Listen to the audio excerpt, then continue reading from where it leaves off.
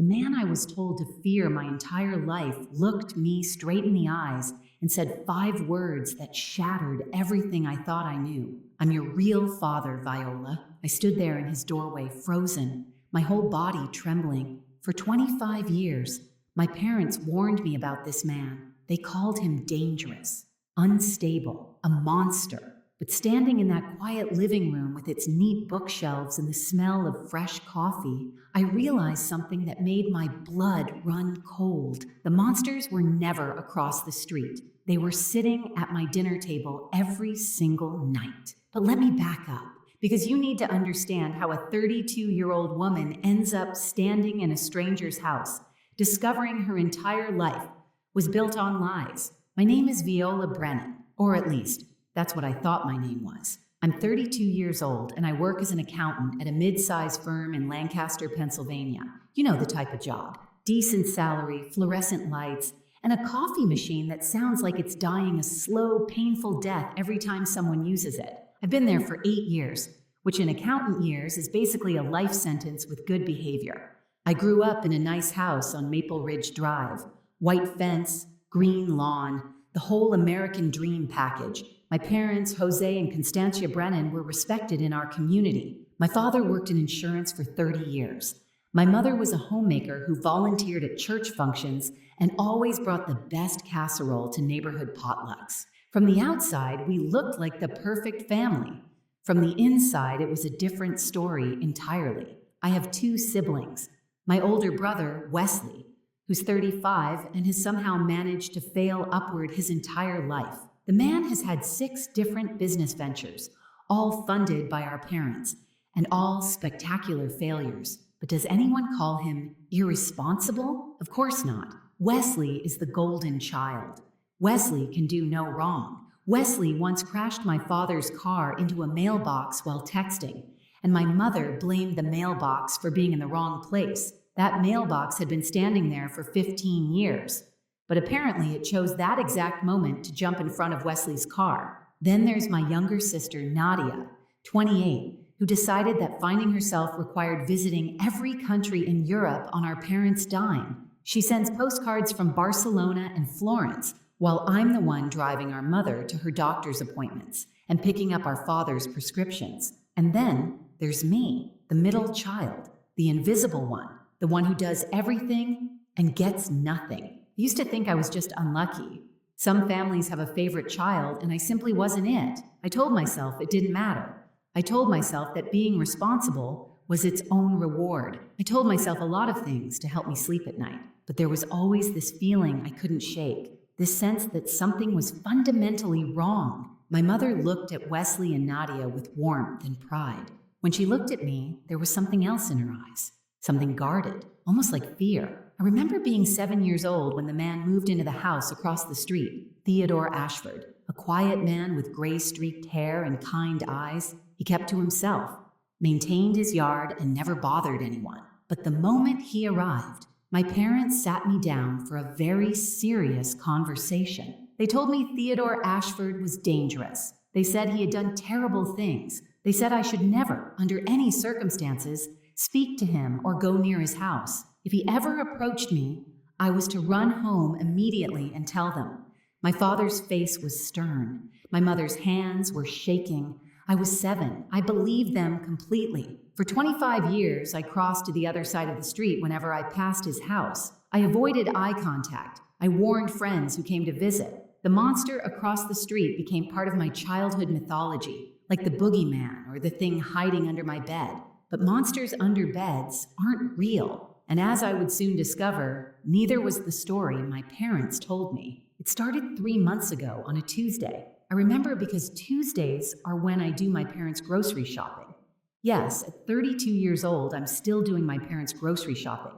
My therapist calls it codependency. I call it being the only child who actually shows up. I arrived at my parents' house with 4 bags of groceries, including the specific brand of oatmeal my father insists on and the particular type of yogurt my mother requires. I'm basically a personal shopper who doesn't get paid, or thanked, or acknowledged. If martyrdom came with a loyalty card, I'd have earned a free vacation by now. My mother wasn't in the kitchen, which was unusual. I heard voices upstairs, so I put away the groceries and went up to see if she needed help with anything. The voices were coming from my father's office, a room I was never really allowed to enter as a child. The door was slightly open.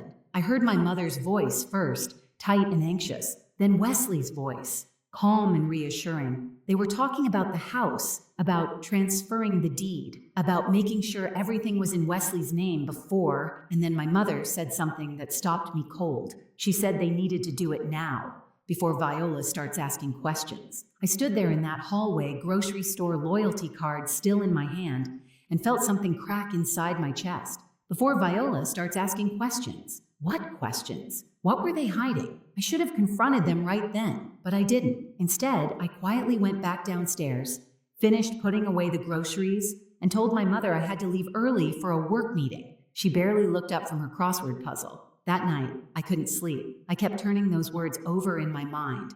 Before Viola starts asking questions, I started thinking about all the little things that never added up. Why I looked nothing like my siblings, why my mother kept my baby photos in a separate album, tucked away in the attic instead of displayed on the mantle with Wesley's and Nadia's. Why, when I asked about my birth story, my mother always changed the subject. I'm an accountant. I notice when numbers don't add up. And suddenly, I realized the numbers of my life had never added up at all. A week later, I volunteered to help clean out the attic. My mother was hesitant, but I insisted. Just trying to be helpful, Mom. Just trying to be a good daughter. The same performance I'd been giving for 32 years. I found the photo in an old shoebox buried under Christmas decorations from the 1980s. It was a Polaroid, faded but still clear. My mother, young and beautiful, standing next to a man. They were holding hands. She was looking at him with an expression I had never seen her direct at my father, and she was visibly pregnant. The man in the photo was Theodore Ashford, the monster across the street. My hands were shaking so hard I almost dropped it. I turned the photo over. On the back, in my mother's handwriting, were 2 words and a date, our miracle, and a date that was exactly 9 months before my birthday. I shoved the photo in my pocket and climbed down from the attic. My mother asked if I found anything interesting up there. I smiled and said, just old Christmas ornaments. I learned that smile from her, the one that hides everything. Before we continue, please hit that subscribe button and tell me in the comments where you're watching from and what time it is there. I read every single comment. Thank you. I waited 3 days before confronting my mother. 3 days of lying awake at night, staring at that photograph, trying to find any explanation other than the obvious one. Maybe it was her brother. Maybe it was a cousin. Maybe there was some perfectly innocent reason my very pregnant mother was holding hands with the neighborhood monster and calling him our miracle. But accountants don't believe in maybes. We believe in documentation, and that photo was documentation of something my family had been hiding for over 3 decades. I chose my moment carefully. A Sunday afternoon when my father was napping and Wesley wasn't around to interfere. I found my mother in the kitchen doing what she always did, preparing food for people who never appreciated it. Just like me, actually. Maybe that was the one thing we had in common. I placed the photograph on the counter next to her cutting board. I didn't say anything. I just watched her face. The color drained from her cheeks so fast I thought she might faint. Her knife clattered against the counter. She stared at that photo like it was a snake that had just slithered into her kitchen. When she finally looked up at me, I saw something I'd never seen before in my mother's eyes. Pure, undiluted panic. She tried to explain. She stumbled over words, contradicted herself, changed her story 3 times in 2 minutes. First, Theodore was just an old friend. Then he was a coworker of my father's. Then she claimed she didn't even remember taking that photo, that it must have been some kind of joke.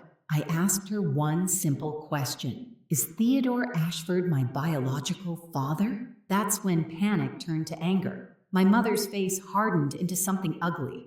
She told me I was being ridiculous. She told me I was stirring up old dirt that should stay buried. She told me that if I continued down this path, I would be cut out of this family completely. Cut out, like I was ever really included in the first place. I asked about the house transfer, about why she and my father were secretly putting everything in Wesley's name. Her face went from angry to absolutely furious. She demanded to know if I'd been spying on them. She accused me of being ungrateful after everything they had done for me. Everything they had done for me. I wanted to laugh. What had they done for me exactly? Provided the bare minimum of food and shelter while lavishing attention and money on my siblings? Made me feel like a guest in my own home for 32 years? Lied to me about my own identity? But I didn't laugh. I didn't cry either, even though part of me wanted to. I just picked up the photograph and walked out. That night, my father called me. His voice was cold in a way I'd never heard before. He told me my mother was very upset. He told me I needed to apologize and forget about whatever nonsense I'd gotten into my head. He told me that Theodore Ashford was a dangerous man who had stalked my mother years ago, and that bringing up his name was causing her genuine distress. When I asked why Theodore had stalked her, my father said it wasn't my business. When I asked why they had never called the police, he said they had handled it privately. When I asked why Theodore would move across the street from the woman he allegedly stalked, my father hung up on me. The next few weeks were a masterclass in family gaslighting.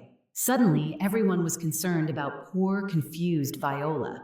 Wesley called to suggest I might be having a breakdown from work stress. He used his fake sympathetic voice, the one he pulls out when he wants something. He said I should really think about seeing a professional before I embarrassed myself further. Nadia sent a long text from wherever she was in Europe this time, all about how family is family and sometimes we have to let go of the past. Easy to say when you're sipping wine in a Tuscan vineyard on someone else's credit card. Even my fiancé Jace started acting strange. Jace Edwards, the man I'd been with for 3 years, the man I thought I was going to marry. He sat me down one evening and told me my family was worried about me.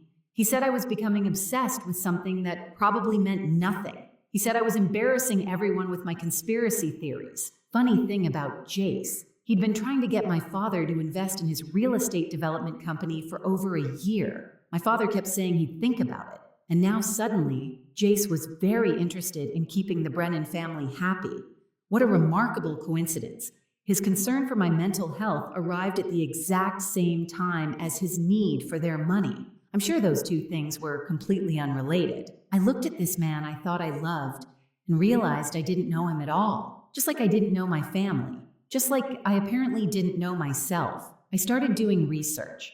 Quietly. Carefully. I pulled my own birth certificate from the county records office. The original had been amended when I was 2 years old. Amended. Not issued at birth. Amended. The original father's name was blacked out, replaced with Jose Brennan. Who amends a birth certificate 2 years after a child is born? I'll tell you who. Someone with something to hide. I searched for any public records about Theodore Ashford. If he was really a dangerous stalker, there should be something. A restraining order, an arrest record, a news article, something. What I found was the opposite. Theodore Ashford was a retired professor of literature from the local community college. He had taught there for 30 years before retiring with honors. He volunteered at the public library twice a week. He had no criminal record, not even a parking ticket. The only thing I found connecting him to my family was a brief mention in a police blotter from 25 years ago. Constancia Brennan had filed a harassment complaint against Theodore Ashford. The case was closed 3 months later due to insufficient evidence. Insufficient evidence, the same words that kept echoing in my head about everything my parents had ever told me. I started paying closer attention to Theodore, watching him from my old bedroom window at my parents' house. He tended his garden every morning. He collected his mail at the same time every afternoon. Sometimes he would stand on his porch in the evening, looking across the street at my parents' house with an expression I couldn't quite read. Was it longing? Was it regret? Was it something else entirely? One afternoon, I noticed him watching as I helped my mother bring groceries inside. Our eyes met for just a moment, and in that moment, I saw something that sent a chill down my spine. He recognized me, not like a neighbor recognizes someone who's lived across the street for years. He recognized me the way you recognize someone you love, someone you've lost, someone you've been waiting to see again.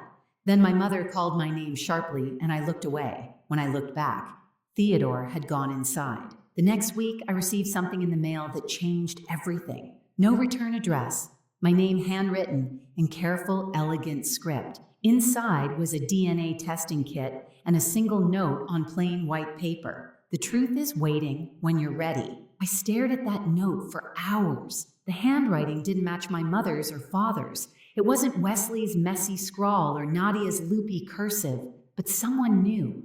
Someone wanted me to know. Someone had been waiting for me to start asking the right questions. I took the test that night. I sealed the envelope, walked to a mailbox 3 blocks away so no one would see me, and sent it off to the laboratory. Then I went home to my apartment, poured myself a glass of wine, and waited for my entire life to fall apart. Or maybe, finally, to make sense. The results came back on a Thursday. I know because I had been checking my email every hour for 8 days straight. My coworkers probably thought I was waiting for some kind of medical diagnosis. In a way, I suppose I was. I opened the email in my car during lunch break. I couldn't risk looking at it inside the office. If I was going to have a breakdown, I wanted to do it in private, like a civilized person. The results were very clear, very scientific, very devastating. Jose and Constancia Brennan were not my biological parents. I sat in that parking lot for 45 minutes just staring at the screen. Part of me had known, of course. Part of me had suspected since the moment I found that photograph, but seeing it in writing, in official laboratory documentation, was something else entirely. I wasn't their daughter. I never had been. The test also showed something else. A DNA match to an unknown male relative. A very close match. Parent-child close. Theodore Ashford wasn't just my mother's old friend or some random stalker. He was my father, my real father. And he had been living across the street watching me grow up for 25 years. I thought about driving straight to his house and demanding answers. But I stopped myself. This wasn't just about me anymore. This was about the people who had lied to me, who had stolen my identity, who had turned a quiet professor into a monster in my mind for their own purposes. If I was going to confront this, I needed to do it smart. I needed to be prepared. Over the next few weeks, I became a detective in my own life. Accountants are good at finding things that don't add up, and my life had more red flags than a bullfighting convention. I started with Theodore, not approaching him, not yet, just research. I found his faculty page on the college's archived website. He had a doctorate in English literature. He had published 2 books on American poetry. His student reviews called him brilliant, kind, patient. Dangerous criminals don't typically get described as patient by 19-year-olds who had to read Walt Whitman at 8 in the morning. I found the original police report from the harassment complaint. My mother claimed Theodore had been following her, watching her house, trying to contact her through letters and phone calls. Theodore denied all charges. The case was dismissed when my mother suddenly withdrew her complaint, citing personal reasons. What kind of personal reasons make you drop a harassment case against someone you later call a monster? Then I found something that made me sick to my stomach. A financial record buried in public court filings. Theodore Ashford had created a trust fund in 1993 for a minor child named Viola Ashford. The initial deposit was $50,000, money from his late mother's estate. Over the years, he had added to it. By the time I turned 18, it should have contained over $180,000. Should have. Because when I searched for the current status of that trust, I found that it had been accessed and drained. The listed guardian who authorized the withdrawals was Constancia Brennan. My mother had stolen my inheritance. My real inheritance from my real father meant for me. She had taken every penny and never said a word. That night, I dug into my parents' finances. I'm an accountant. I know how to follow money. And what I found made the trust fund theft look like pocket change. My parents had been claiming me as a disabled dependent on their taxes for over a decade. They had been collecting Social Security benefits in my name, benefits I had never seen. They had opened credit cards using my Social Security number and run up debts that were technically in my name. My family hadn't just lied to me about who I was, they had been financially exploiting me since I was a child. I remember sitting at my kitchen table that night, surrounded by printouts and financial records, and feeling something I hadn't felt in years. Anger. Pure, clarifying anger. Not the helpless frustration I usually felt after family dinners. Not the quiet resentment that simmered every time Wesley got praised for breathing. This was different. This was powerful. They had stolen my father. They had stolen my money. They had stolen my identity. And they had done it while making me feel like I was the one who didn't belong. No more. I made a decision. I would approach Theodore, but not as myself, not as the suspicious daughter coming to demand answers. I would go to him as a lost, naive young woman who had stumbled onto some confusing information. I would play dumb, because underestimating me was what my family had always done best. If Theodore was really the monster my parents claimed, I would know soon enough. And if he wasn't, well, then the real monsters were about to discover that the child they had abused for 32 years was finally ready to fight back. The next Saturday morning, I put on my most innocent-looking outfit, a soft blue sweater, minimal makeup, my hair down instead of in its usual practical ponytail. I practiced looking confused and vulnerable in the mirror. It wasn't hard. I'd spent most of my life feeling that way. I walked across the street to Theodore Ashford's house. My heart was pounding so hard I could hear it in my ears. Every step felt like walking through water. 25 years of fear doesn't disappear just because you've done some research. His yard was immaculate. Roses along the walkway, a welcome mat that actually said welcome. Not exactly the lair of a monster. I rang the doorbell. For a moment, nothing happened. Then I heard footsteps. The door opened. Theodore Ashford stood there. Older than in my mother's photograph, but still recognizable. Gray hair now fully silver. Kind eyes behind wire-rimmed glasses. He was wearing a cardigan, for goodness sake. The man looked like he should be hosting a public television show about butterflies. He stared at me for a long moment, and then I watched as recognition flooded his face, followed by something that looked like grief, followed by something that looked like hope. He said my name, not a question, a statement, Viola. And then, before I could even begin my rehearsed story about being confused and needing help, he said the words that brought me to this moment. I'm your real father, Viola, and I've been waiting 25 years for you to knock on this door. So much for playing dumb. Theodore invited me inside with hands that trembled slightly. I noticed he had to steady himself against the doorframe. This man had waited a quarter century for this moment. I couldn't imagine carrying that kind of hope for so long. His living room was exactly what you'd expect from a retired literature professor. Books everywhere, not arranged for show, but clearly read and loved. Comfortable furniture that had seen better days. Photos on the mantle of people I didn't recognize, and one photo, just one, slightly hidden behind the others. A baby picture. Me. I recognized it because my mother had the same one in that hidden album in the attic.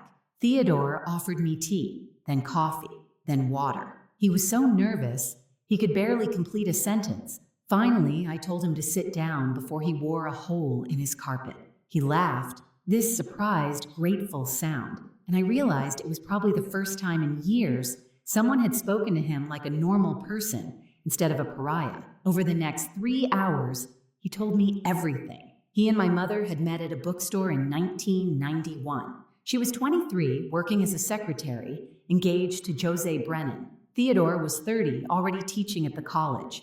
They had reached for the same book of poetry at the same moment, and somehow that small coincidence had turned into coffee, then dinner, then something neither of them had planned. Constancia was not happy in her engagement. Jose was stable, came from money, was approved by her family, but there was no passion there, no connection. With Theodore, she found something different, something real. Their relationship lasted 4 months. Then Constancia discovered she was pregnant. Theodore wanted to marry her. He wanted to raise the child together. He begged her to leave Jose, promised he would take care of her, promised they could build a life together. But Constancia made a different choice. Jose had money. Jose had family connections. Jose had a future that looked impressive on paper. Theodore was a young professor with student loans and a small apartment. In Constancia's calculation, security won over love. She broke off the relationship immediately. She married Jose 3 weeks later, before she was showing. She never told him the baby wasn't his. Jose believed Viola was premature when she was born full term. Nobody questioned the math. When I was born, Theodore tried to be part of my life. He sent letters to Constancia, asking for photos, asking to see me. He opened the trust fund in my name, depositing his inheritance so I would be provided for. He was desperate to have some connection to his daughter, even if he couldn't be her father publicly. Constancia's response was to file a harassment complaint. She told the police Theodore was stalking her, sending unwanted letters, watching her house. She told Jose, and Jose threatened to ruin Theodore's career if he didn't stay away. Theodore was given a choice: disappear from my life completely and keep his job, his reputation, everything he had built, or fight for his parental rights and lose everything. He made the choice he thought was best for me. He stayed away. He kept his distance. He stopped sending letters, but he couldn't stop watching.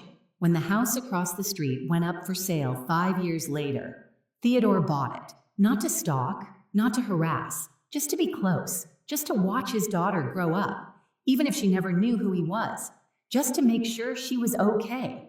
All those years he had been there. Every birthday, every first day of school, every milestone I had, he watched from his window. He kept a journal of everything he saw. He never stopped loving a daughter who had been taught to fear him. I asked him about the trust fund. His face darkened. He had set it up with Constancia listed as guardian, believing she would use it for my education, my future. Instead, she had forged documents, claimed I was mentally incapacitated, and drained every penny for herself. When Theodore discovered what she had done, he had tried to pursue legal action, but by then, the money was gone, spent on Wesley's failed businesses and Nadia's European adventures. The lawyers told him it would cost more to fight than he would ever recover. So he did the only thing he could. He kept watching, he kept waiting, and he kept hoping that someday his daughter would find her way to the truth. Then I asked about the DNA kit, the one that arrived anonymously at my apartment. Theodore's eyes filled with tears. He admitted it was him. He had been watching for years, waiting for any sign that I was questioning things. When he saw me find the photograph in the attic through my old bedroom window, when he saw the way I looked at it before hiding it in my pocket, he knew. He knew I was ready. He said he'd bought that DNA kit 3 years ago. He'd been carrying it in his desk drawer, waiting for the right moment. When he saw me searching, he finally had the courage to send it. He apologized for not being braver, for not finding another way, for every birthday he missed, every scraped knee he couldn't bandage, every achievement he couldn't celebrate. I told him he had nothing to apologize for. The villains of this story were not across the street. They were in the house I had called home for 32 years. He showed me the documentation. Box after box of letters he had written and never sent. Birthday cards for every year of my life. Carefully stored, never delivered. Legal correspondence about the trust fund. The original birth certificate listing Theodore Ashford as father before Constancia had it amended. I had come to this house planning to play naive. Instead, I found myself crying for the first time in months, not sad tears. Something else, relief maybe, or grief for all the lost years, or just the overwhelming feeling of finally being seen. Theodore held my hand, this man I had feared my whole life, and apologized again. I told him to stop apologizing. We had work to do. We made a plan that day. Not a revenge plan, not exactly, a justice plan. Theodore had documentation of the trust fund theft. I had evidence of the identity fraud, the tax evasion, the Social Security scam. Together, we had enough to bring down the entire house of cards my parents had built their comfortable life upon. But we had to be smart. We had to be careful. Constancia had spent decades manipulating everyone around her. She would not go down without a fight. I returned home that night and did something that required every ounce of acting ability I possessed. I apologized to my mother. I told her I had been stressed, confused, that I had let my imagination run wild. I told her I was ready to be a good daughter again. Constancia accepted my apology with gracious condescension. Of course, she forgave me. She understood that I was going through a difficult time. She even hugged me, this woman who had stolen my father, my money, my identity. I hugged her back and smiled, because while she was patting herself on the back for bringing her wayward daughter back into line, I was mentally cataloging every document I would need to access, every file cabinet I would need to photograph, every piece of evidence I would need to build an airtight case. Over the next month, I became the perfect daughter. I helped with groceries, I attended family dinners, I laughed at my father's jokes and complimented my mother's cooking. I even pretended to reconcile with Jace, letting him believe I had come to my senses, all while secretly meeting with Theodore every week, all while photographing documents when my parents weren't looking, all while building a case that would destroy everything they had built on my suffering. I found the folder 2 weeks before we planned to take action. It was in my mother's filing cabinet behind old tax returns and utility bills, a folder labeled VA Settlement, VA Viola Ashford, my real name, the name on my original birth certificate, the name I should have grown up with. Inside was everything: the original trust fund documents, Theodore's letters, the ones Constantia claimed never existed, legal papers showing she had declared me mentally incompetent to access my own money, bank statements showing exactly where every dollar had gone, and at the very bottom, a letter from Theodore to Constantia, dated 15 years ago. He begged her to let him see me, just once. He promised he would disappear forever if she would just let him say goodbye to his daughter. Her response was written in the margin, in her own handwriting. Never. She's mine now. You'll never get her back. I took photos of everything. Then I carefully replaced the folder exactly as I had found it. My mother was calling from the kitchen, asking if I wanted to stay for dinner. I said yes, of course. I would love to stay for dinner. After all, it would be one of the last family dinners we would ever have. If you're still with me, I just want to say thank you so much for listening. If you're enjoying this story, a quick like really does help more than you know. It helps other people find these stories too. Okay, now let me tell you what happened next. The invitation went out 3 weeks before the party, Jose and Constancia Brennan's 32nd wedding anniversary celebration. All friends and family welcome. Catered dinner, live music, speeches from the children. My mother was thrilled when I suggested it. She had always wanted a big anniversary party, the kind where everyone could see how perfect her life was, how successful her husband was, how devoted her children were, how blessed she was. I told her I wanted to plan the whole thing, a gift from me to them, to make up for my recent behavior. She accepted with tears in her eyes, this woman who had stolen everything from me, genuinely moved by my apparent devotion. If I wasn't so angry, I might have admired her ability to believe her own lies. The planning took 3 weeks. 3 weeks of coordinating with caterers and musicians. 3 weeks of sending invitations to every person who mattered in my parents' social circle, their neighbors, their church friends, my father's former colleagues, my mother's book club, the extended family who had watched me grow up believing I was the difficult middle child. Theodore and I met every evening during those 3 weeks, refining our strategy. He had hired a forensic accountant to document the trust fund theft. I had compiled evidence of the identity fraud and social security scam. Together, we had enough to bring criminal charges. But charges alone weren't enough. My mother had spent 32 years building her reputation as a pillar of the community. I wanted that reputation destroyed, along with everything else. I wanted everyone to see who she really was. Theodore tried to talk me out of the public confrontation. He said the legal process would be enough. He said we didn't need to humiliate them in front of everyone they knew. He said revenge wasn't worth becoming someone I wasn't. I reminded him that he had watched his daughter grow up from across the street for 25 years because of what this woman had done. I reminded him that she had stolen his mother's inheritance, money meant for the grandchild Eleanor never got to meet. I reminded him that my entire childhood had been a lie, constructed to benefit people who never loved me. He didn't argue after that. The night of the party, I arrived early to oversee the setup. The backyard looked beautiful. White tents, string lights, flowers everywhere. My mother had insisted on a specific color scheme, blush pink and gold, because those were the colors of her original wedding. Everything had to be perfect for the perfect family, celebrating their perfect life. I caught myself arranging centerpieces and had to laugh.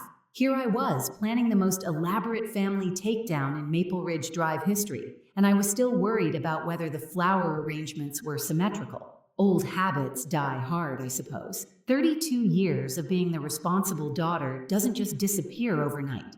Guests started arriving at 6.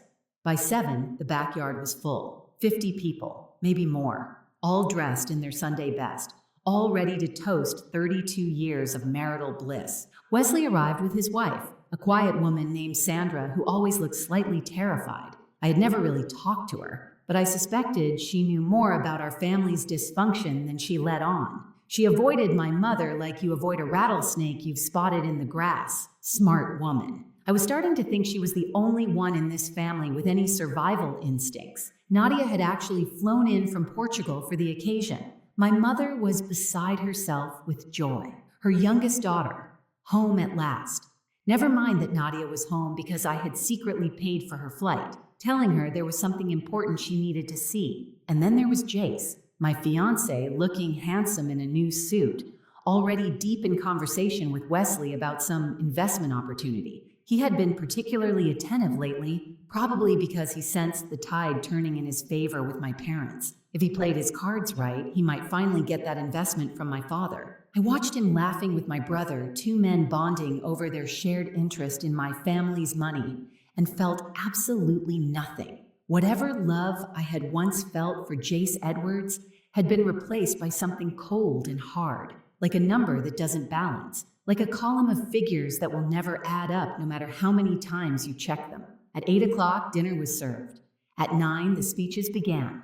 Wesley went first, delivering a toast so generic it could have been copied from a greeting card. He talked about what wonderful parents Jose and Constancia were, how they had always supported their children, how they had built a home filled with love. I watched my mother dab at her eyes with a handkerchief and wondered if she even remembered what love actually looked like. Nadia went next, her speech short and sweet, talking about gratitude and family bonds and all the adventures her parents had made possible. She didn't mention that those adventures were funded by money stolen from her sister. She didn't know that yet. She would soon. Then it was my turn. I walked to the small stage we had set up, microphone in hand, heart pounding, but hands steady. 50 faces looked up at me, expecting another generic toast about wonderful parents and blessed childhoods. I smiled at my mother. She smiled back, already composing her humble acceptance of my praise. I began by thanking everyone for coming to celebrate this special occasion. I talked about how meaningful family was, how important it was to know where you came from, who your people were, how the truth always matters, even when it's difficult. I saw my mother's smile falter slightly. My father shifted in his seat. Then I said I had a special gift for my parents, a video I had put together documenting their journey as a family. I asked the tech guy to play it on the large screen we had set up. The first image was my mother's photograph with Theodore, young Constantia, pregnant, holding hands with a man who was not her husband. The date was visible in the corner. The murmuring started immediately. The next images were documents. The original birth certificate listing Theodore Ashford as my father, the amended certificate with Jose's name, legal papers showing my mother had declared me mentally incompetent to access a trust fund I never knew existed. My mother was standing now, her face the color of chalk. She was saying something, but the microphone wasn't near her. All 50 guests could see was a woman who looked like she was about to be sick.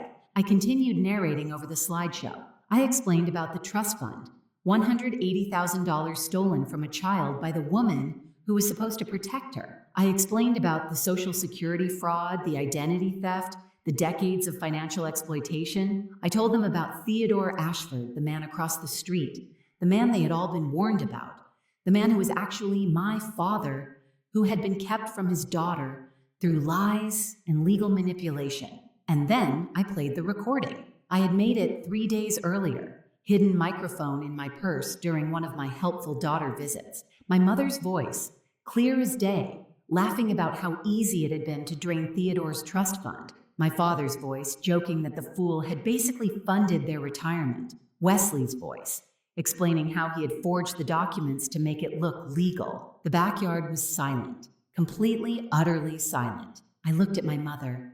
She was crying now, but not the delicate tears she used for sympathy. These were ugly tears, the kind that come when you realize everything is falling apart. I looked at my father. He was staring at the ground, unable to meet anyone's eyes. I looked at Wesley. He was already backing toward the gate, probably calculating how quickly he could get to his car. And then I delivered my final gift. Red and blue lights appeared at the end of the driveway. 2 police cars, right on schedule. Theodore had filed criminal charges the week before, armed with all the evidence we'd gathered. The warrants had been issued that morning. I stepped down from the stage and walked toward the gate, toward the officers who were now entering the backyard. Behind me, I heard my mother screaming. I heard my father trying to calm her down. I heard Wesley's wife, Sandra, saying something that sounded like, "I knew it. I always knew it." But I didn't turn around. I had spent 32 years looking back, trying to understand why my family treated me the way they did. Now I finally had my answer, and I was done looking back. The arrests happened quickly. The officers were professional, efficient, clearly prepared for the possibility of resistance. My mother tried to resist, of course. She tried to explain, to justify, to blame everyone except herself. Theodore had manipulated me. I was mentally unstable. This was all a misunderstanding. The officers weren't interested in her explanations. They had warrants, they had evidence, they had a job to do. Jose Brennan was arrested for fraud, identity theft, and conspiracy. Constancia Brennan faced the same charges, plus additional counts related to the trust fund theft. Wesley Brennan, who had tried to slip away during the chaos, was caught at the garden gate and arrested for his role in forging documents. I suppose you could say the party favors were a bit unconventional this year. Handcuffs for some, closure for others. Not exactly what my mother had in mind when she picked out those blush pink napkins. 50 guests watched as the perfect family was led away in handcuffs. My mother's church friends, horrified. My father's former colleagues, stunned. The neighbors who had believed for 25 years that Theodore Ashford was the monster, suddenly realizing they had been wrong about everything. I stood by the rose bushes, watching it all unfold. Part of me expected to feel triumphant, victorious. Instead, I just felt tired. 32 years of lies will do that to you. Jace appeared at my side, his face a mixture of concern and calculation. I could practically see the gears turning in his head, trying to figure out how to play this situation to his advantage. He reached for my hand, started to say something about how sorry he was, how he had no idea things were this serious, how we should go somewhere and talk. I pulled my hand away and looked at him. Really looked at him, maybe for the first time. He was handsome, Jace Edwards, charming, the kind of man who always knew the right thing to say. But looking at him now, I saw someone else, someone who had sided with my family when I needed him most, someone who had called my search for truth an obsession, someone who had been more interested in my father's investment than in my well-being. I took off my engagement ring. 3 carats, princess cut, the ring Jace had spent months paying off because he wanted it to be perfect. I placed it in his hand and closed his fingers around it. He started to protest, to explain, to do what he always did when things weren't going his way. But I was already walking away, toward the front of the house where Theodore was waiting. Theodore had watched the whole thing from a distance, respecting my need to handle this myself. But when I reached him, when I finally let myself collapse against his shoulder, he held me like a father holds his child, like he had wanted to hold me for 25 years. The guests started leaving quietly, shell-shocked. A few of them stopped to speak to me. My aunt, my mother's sister, apologized for not seeing what was happening. A neighbor admitted they had always thought something was off about how I was treated. My mother's book club president said she was sorry, she just didn't know. They didn't know because they didn't want to know. They didn't know because it was easier to believe the story my parents told than to look beneath the surface. They didn't know because sometimes people would rather accept a comfortable lie than an uncomfortable truth. But I didn't say any of that. I just nodded and accepted their apologies and watched them drive away from the wreckage of my family's reputation. Nadia found me an hour later after the police had left and the caterers had quietly packed up the uneaten anniversary cake, 32 years of marriage, and the celebration cake was going in the garbage. There was probably a metaphor in there somewhere. She was crying, really crying, the way I had never seen my carefree little sister cry before. She told me she had suspected, not the full truth, but pieces of it. She had noticed how differently our parents treated me. She had wondered why I looked nothing like the rest of the family. She had even found the trust fund documents once, years ago. But Constancia had caught her looking and made her swear never to mention them. Nadia had been 15, scared, dependent on our parents for everything. She had kept the secret, telling herself it wasn't her business, telling herself there must be an explanation. And then she had run away to Europe, as far as she could get, because staying in that house meant facing truths she wasn't ready to face. I wanted to be angry with her. Part of me was angry. But looking at my little sister, mascara streaking down her face, I saw someone who had also been damaged by our parents' lies. Not in the same way I had been, but damaged nonetheless. I told her we had a lot to talk about. I told her I wasn't ready to forgive her yet, but I also told her I wasn't ready to lose her completely. She hugged me so tight I could barely breathe, and for the first time in my life, I felt like I might actually have a real sister. The house was empty now. The string lights still twinkled, absurdly festive against the backdrop of destruction. Theodore and I stood in the backyard looking at the home where I had grown up, the home that had never really been mine. He asked me if I was okay. Such a simple question, such a complicated answer. I told him I would be, eventually. But right now, I just wanted to go home. He looked confused for a moment. Home where? I smiled, the first real smile I had felt in months. Home, I told him, across the street, where I should have been all along. We walked back to his house together, my father and I, the monster and his daughter. And for the first time in 32 years, I wasn't afraid of what I might find there. The legal process took 6 months. 6 months of depositions, hearings, evidence reviews, and more paperwork than I had ever seen in my accounting career. And believe me, I have seen a lot of paperwork. I once audited a restaurant that kept receipts in shoeboxes. This was worse. The criminal case went first. Jose pled guilty to reduced charges in exchange for cooperating with the investigation. His lawyers cited his age and health issues, painted him as a man who had simply followed his wife's lead for 32 years. The judge wasn't entirely convinced, but she accepted the plea. Jose received 3 years probation, 200 hours of community service, and complete forfeiture of his pension. Constancia did not plead guilty. Constancia fought every single charge with the kind of viciousness that made me realize I had never really known my mother at all. She hired expensive lawyers, filed motion after motion, tried to paint me as an ungrateful daughter, manipulated by a predatory older man. The jury didn't buy it.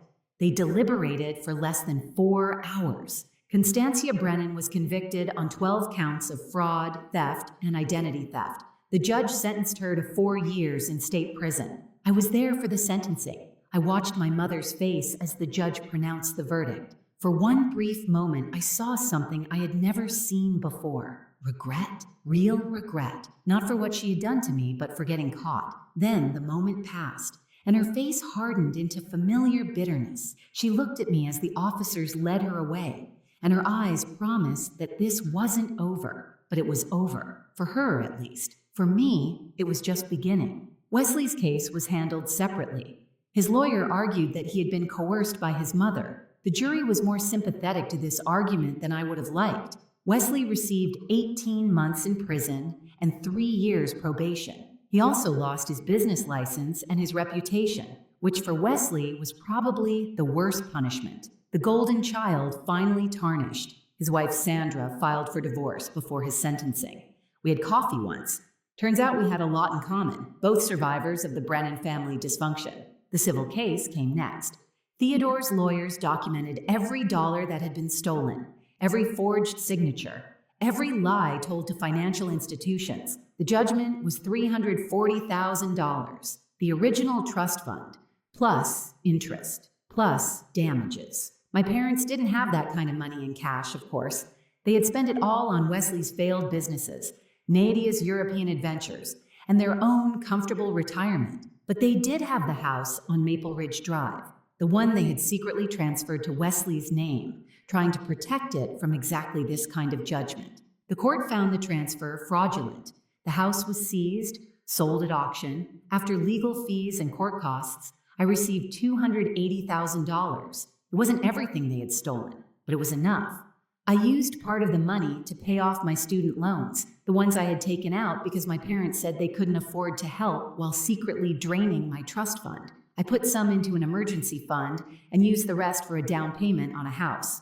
A small house, nothing fancy. Just 3 bedrooms and a nice yard, the house right next door to Theodore Ashford. My real estate agent thought I was crazy. Why would a young woman want to live next to an elderly professor in a quiet neighborhood? I didn't explain. Some things are too complicated for real estate transactions.